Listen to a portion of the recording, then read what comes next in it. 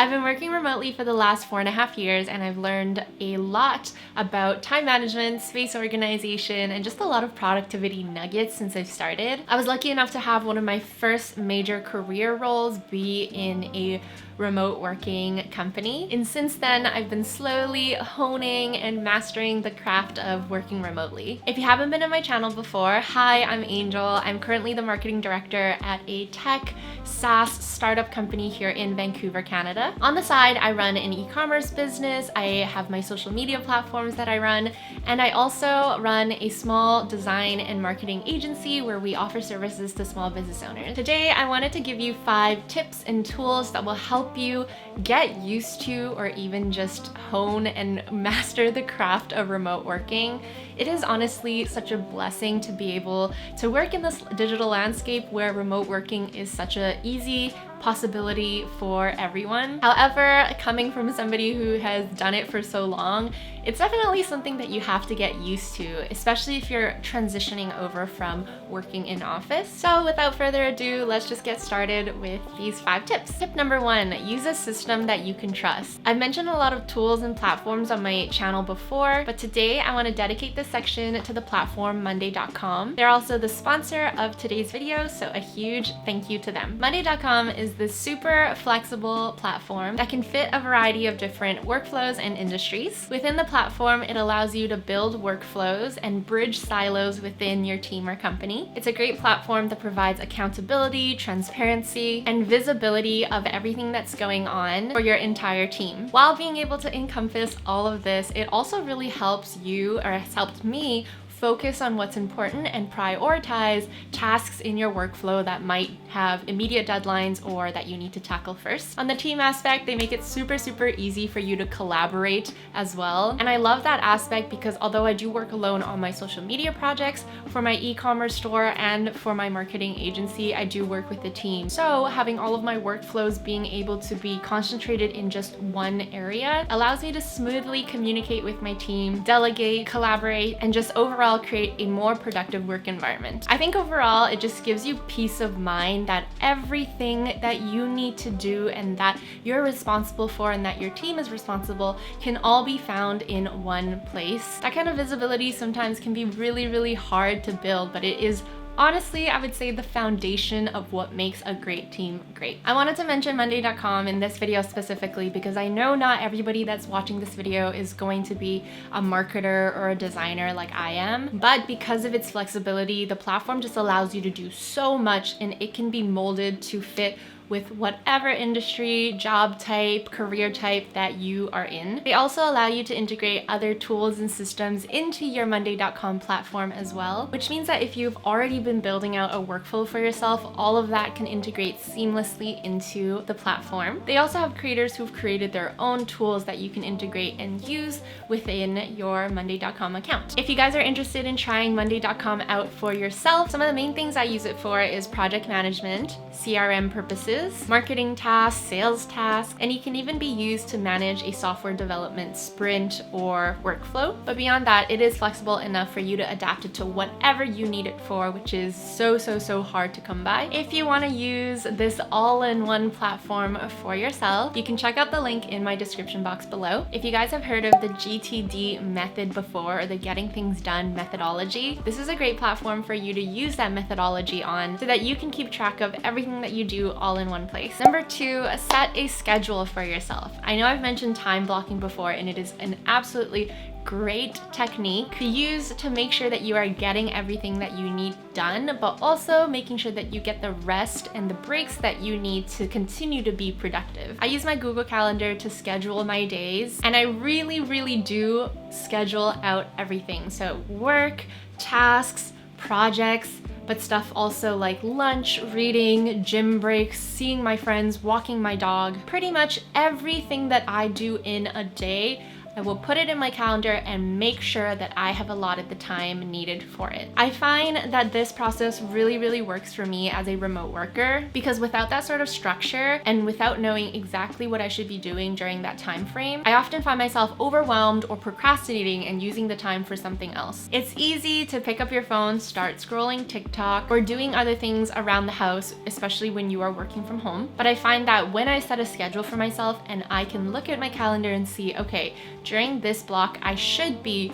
working on this project, or during this block I should be eating, it gives me the instruction and the motivation to actually be doing those things. In its simplest form, you can, at the minimum, just put in time blocks for the stuff you know you want to get done that day. And a huge tip I want to remind people is to really protect your calendar, especially if you are sharing it with your team and giving them the visibility into your schedule. Your time is so precious, so protect it, protect your calendar, and allow yourself to have time to rest, but also to do deep work. Following your calendar also means that you should be following those schedules. So if you schedule 2 hours to work on a project, but you schedule something else afterwards, when the cutoff time ends, you should be stopping that project. I know this can seem a little bit contradictory, but I often find myself getting lost working on a project when I know there are other things that I need to get done. If you have additional time within your calendar at the end of the day, you can go back to that project or schedule more time for it later on in the week. But when I schedule a specific time block for a specific task, I follow it. Number 3,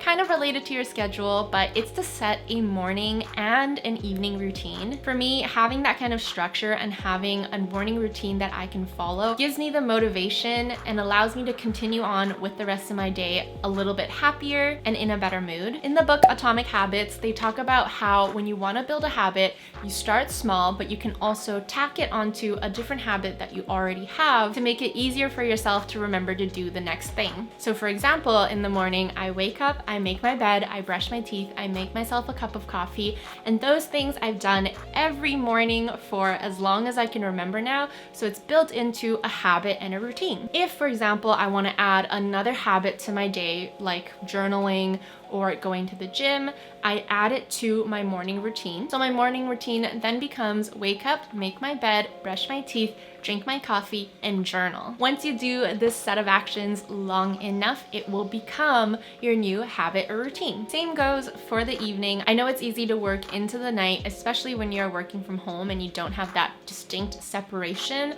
of work and life. But having an evening routine means at some point I know I have to cut off my working hours so that I can start my evening routine. This makes it a lot easier for me to create that distinction that I was talking about between your work and your life and create a level of balance that I think is very necessary for when you're remote working. Number 4, get active when you can. In this recent book that I read called Burnout, it taught me that removing the stressor that is causing you stress doesn't actually always give you the relief that your body and your mind needs to get away from that stressor. There's something called a stress cycle, which you have to complete in order for your body and your mind to fully settle and allow yourself to rest and remove yourself from that stressed out situation. There are a lot of different ways that you can complete the stress cycle, but one of the most common and easy ways is getting active. When your body gets brought into a stress cycle, let's say having a busy work day, just because you finished work does not mean your body has removed itself from that fight or flight state that it put itself in when you were stressed out. When you get in a good sweat, when you get in a good run,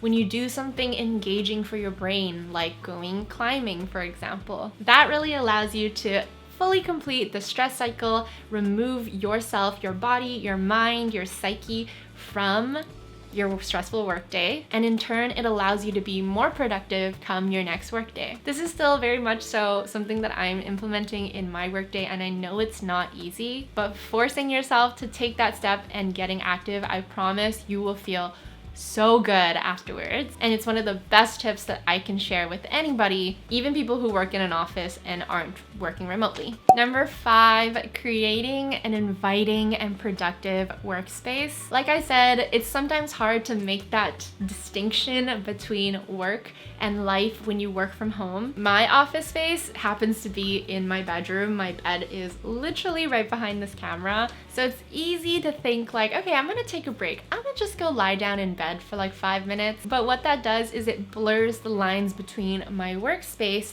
and my living space. So I am constantly in this mindset that I'm in my working space and I'm unable to fully remove myself from work. So I think set a workspace for yourself in your home if you are working from home and keep all of your work in this area. I'm not saying you can't go work on the dining room table sometimes or on your kitchen counter when you want a change of scenery, but try your best to keep as much of your work in your workspace as possible so that it's easier for you to leave work and live your life when the workday ends. This also means you should set yourself up for success and get things for your workspace that's gonna make your life easier, make your posture better, and overall just keep you more productive. I'm gonna do a shameless self-plug here, but I actually own a workspace organization brand called Ankle, and the laptop stand that you're seeing right here is actually from the Ankle brand. We also sell monitor stands and other things that are gonna keep your workspace organized. So if you guys wanna check that out, I will have the link in the description box below. All right, that concludes today's video. Those are my 5 best tips for anybody who is new to the remote working world or just need a refresher, because I know sometimes when you've been in it for a while, it's easy to lose yourself in your natural habits and forget that there are things that you can do to help improve your remote working situation. Again, a huge thank you to Monday.com for sponsoring today's video. I hope you guys go and try it out. It has honestly been such a game changer for me. It's so visually pleasing. It's such an awesome all-in-one platform, and it's made a huge difference to how I project manage, how I deal with my customers, how I collaborate with my team, and how my overall workflow has been. The link will be in the description box below, along with all of my socials if you guys want to check me out on any other platforms. Other than that, I hope you guys are having an amazing day wherever you are in the world. Make sure to hit that like button and the subscribe button if you liked today's video, and I will see you in my next video. Bye!